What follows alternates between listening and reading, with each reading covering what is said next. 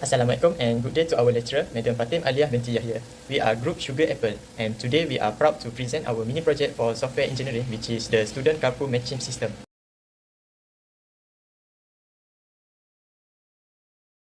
Let's go through our problem statement. We developed this idea because of few major problems on the campus. Public transportation is often limited and weekend bus tickets sold out very quickly. At the same time, many student drivers travel long distance alone with the empty seat.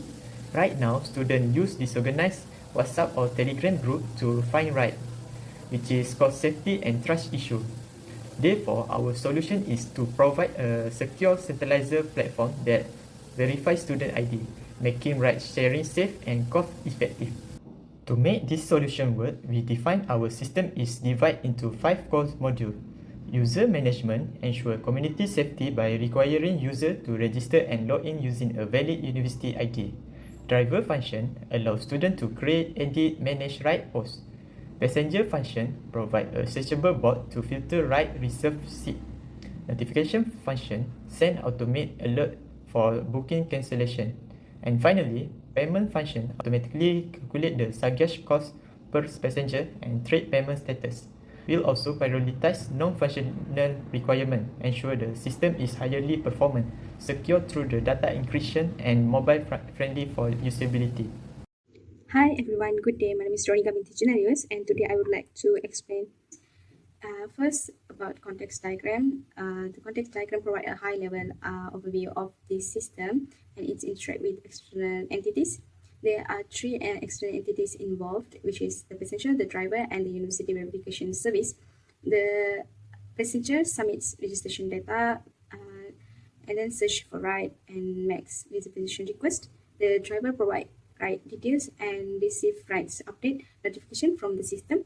The university verification service verifies student identity to ensure only valid university members can use the platform. Next, about the level O data flow diagram, it's decomposed the system into 4 major processes, which is process 1 is manage user account, which handle user registration, login, and verification. And process 2 is about manage ride post, where drivers create and manage ride information. Process 3.0 is manage reservation, which handles ride searching, seat booking, and reservation notification.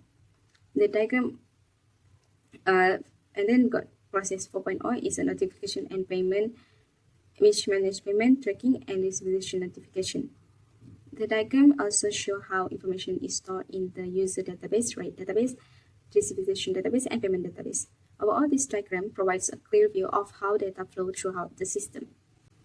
Next, I would like to continue about the level 1 data flow diagram and activity diagram for the reservation process. The level 1 DFD expands process 3.0, which is managed reservation, into more detailed sub-process.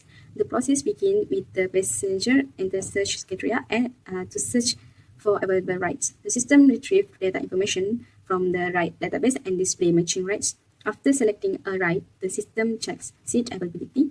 If seats are available, a reservation is created and stored in the reservation database.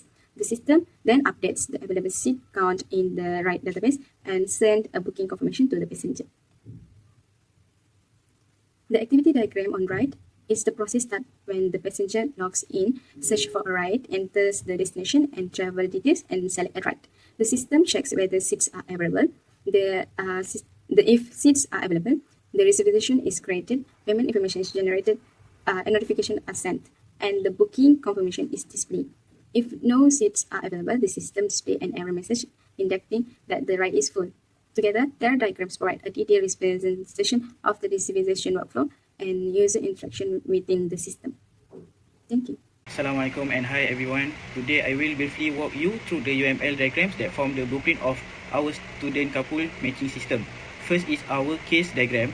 It maps out the system's core functionalities from the perspective of our 2 main actors, the passengers and the driver. While both share standard actions like registering and logging in, their primary roles diverge.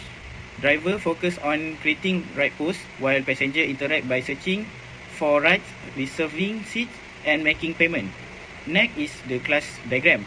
which outlines our system backend structure. At the top, we have a general user class that holds standard detail. This inherits down into specific passenger and driver subclasses to handle their unique method.